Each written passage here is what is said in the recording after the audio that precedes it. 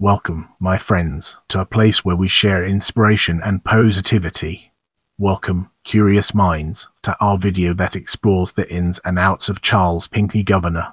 Charles Pinckney Junior, October 26, October 29, 1824, was an American founding father, planter, and politician who was a signer of the United States Constitution. He was elected and served as the 37th Governor of South Carolina, later serving 2 more non-consecutive terms. He also served as a U.S. Senator and a member of the House of Representatives. He was a first cousin once removed of fellow signer Charles Cotesworth Pinckney. Pinckney's descendants included 7 future South Carolina governors, including men related to the Maybank and Rhett families. Let's now enter the realm of early life and education and discover the fascinating stories it has to tell. Pinckney was born and educated in Charlestown in the province of South Carolina. His father, Colonel Charles Pinckney, was a wealthy lawyer and planter.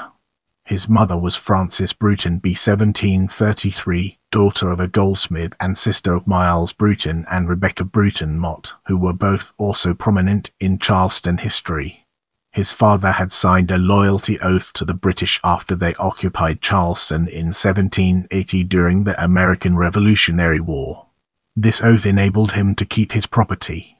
On his death in 1782, the senior Pinckney bequeathed Sneef Farm, a plantation outside the city, and the enslavement of numerous people, to his eldest son Charles. Let's now enter the realm of marriage and family and discover the fascinating stories it has to tell. Busy with the war and his political career, Pinckney did not marry until 1788. He married Mary Eleanor Lawrence on April 27, 1788, at St. Philip's Church in Charleston. Mary was the daughter of Henry Lawrence, a wealthy and politically powerful South Carolina slave trader. They had at least 3 children. Among his in-laws were father-in-law Henry Lawrence, Colonel John Lawrence, and U.S. Representative David Ramsey. A brother-in-law married the daughter of South Carolina Governor John Rutledge. In this section, we'll be peeling back the layers of career to reveal its true essence. Pinckney was elected as a delegate to the Third Continental Congress.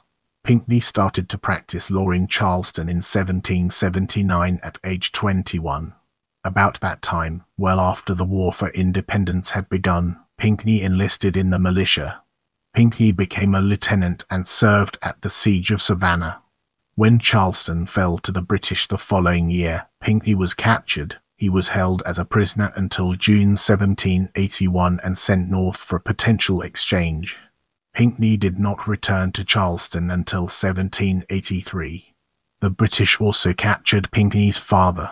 Pinckney and more than 160 men signed oaths of allegiance to the British to avoid having property confiscated. After the war, Pinckney was fined 12% on his property for having sworn the oath of allegiance. Pinckney was elected again to the Continental Congress following the war, serving from 1784 to 1787.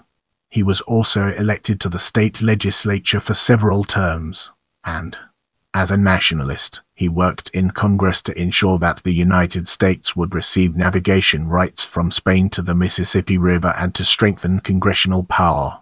Pinckney eventually owned several plantations and a townhouse in Charleston in addition to Sneef Farm, Frankville and Hopton, situated on both sides of the Congaree River near Columbia, a plantation in Georgetown consisting of 560 acres of tidal swamp and 600 acres of hired land, a tract of 1,200 acres called Lynch's Creek Fee Farm on the Ashepoo River, Shell Hall, a house with 4 acres of land at Hadrell's Point in Christchurch Parish, a house and garden lot on Meeting Street, Charleston, Wright's Savannah Plantation on the Carolina side of the Savannah River, and a tract of land on the Santee River above the canal, including a ferry, called Mount Tacitus.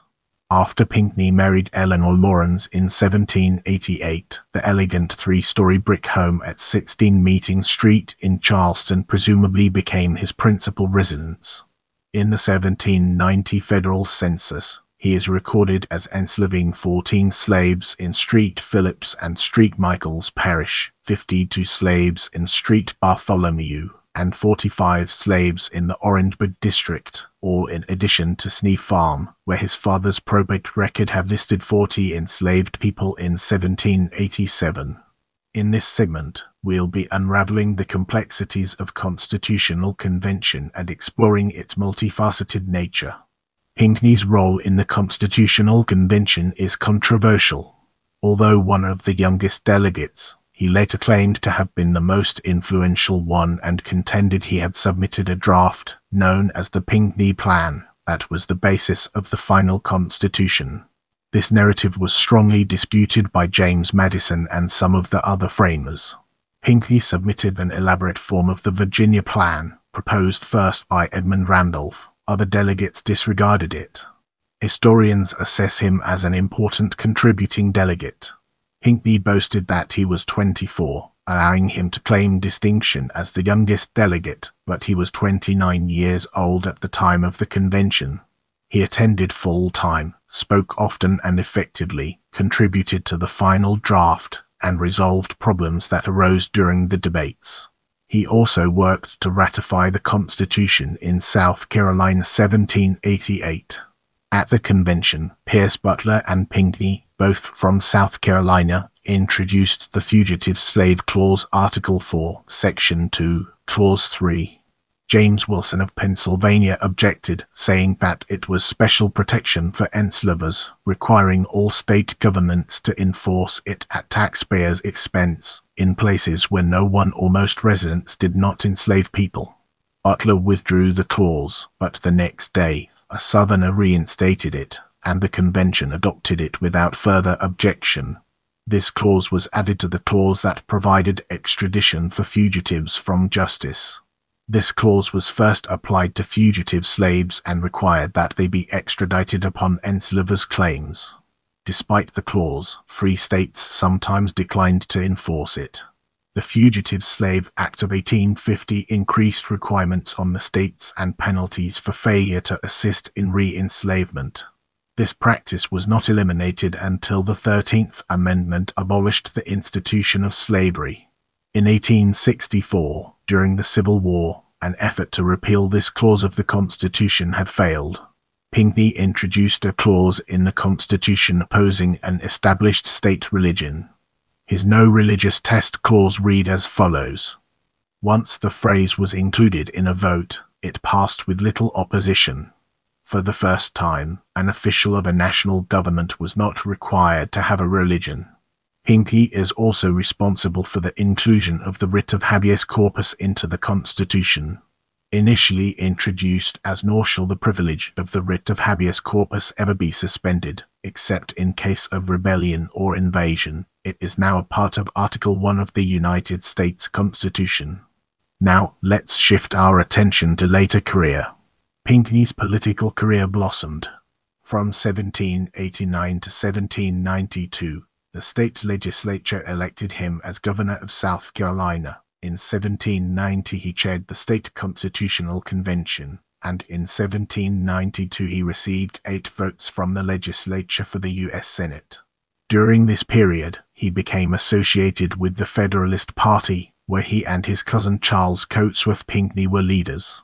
But, with the passage of time, the former's views began to change. In 1795 he attacked the Federalist Act J Treaty. He increasingly began casting his lot with Carolina backcountry Democratic Republicans against his eastern elite. The population in the western part of the state was increasing, but legislative apportionment favored the low country planters. In 1796 Pinckney was elected governor again by the state legislature. In 1798 his Democratic-Republican supporters in the legislature elected him to the U.S. Senate. Pinckney strongly opposed the actions of his former party. In the presidential election of 1800, Pinckney served as Thomas Jefferson's campaign manager in South Carolina. The victorious Jefferson appointed Pinckney as minister to Spain. Pinckney tried but failed to gain Spanish florid cession to the United States. Pinckney facilitated Spanish acquiescence in the transfer of Louisiana from France to the United States in 1803 by the Louisiana Purchase. Spain had already returned rule of this territory to France under Napoleon. Pinckney returned from Spain to Charleston and the leadership of the state Democratic Republican Party. Pinckney served in the legislature and was elected again as governor. In this position, he favored legislative reapportionment to give more fair representation to back-country districts. Pinckney also advocated universal white manhood suffrage. He served again in the legislature from 1810 to 1814 and then temporarily withdrew from politics. In 1818, he won the U.S. House of Representatives election, where he fought against the Missouri Compromise, a major enslaver whose wealth depended on enslaved labor at his plantations. Pinckney supported an expansion of the institution of slavery to new territories and states. In 1821, with his health beginning to fail, Pinckney retired for the last time from politics. Pinckney died in 1824. A memorial was erected in St. Michael's Church in Charleston, South Carolina. The memorial was sculpted by Solomon Gibson, younger brother of John Gibson, in Liverpool in Great Britain. Let's now shift our focus to legacy and honors and explore the ways in which it shapes our perspective. Pinckney's Snee Farm Plantation is maintained as Charles Pinckney National Historic Site. The nearby Charles Pinckney Elementary School in Mount Pleasant is named for him. His son, Henry L. Pinckney, was a U.S. representative from South Carolina and mayor of Charleston. His daughter married Robert Young Hayne, who became a U.S. representative, mayor of Charleston, and governor of South Carolina. Pinckney was a Freemason and a Solomon's Lodge No. 1 member in Charleston. Share this video with your friends and spread the knowledge.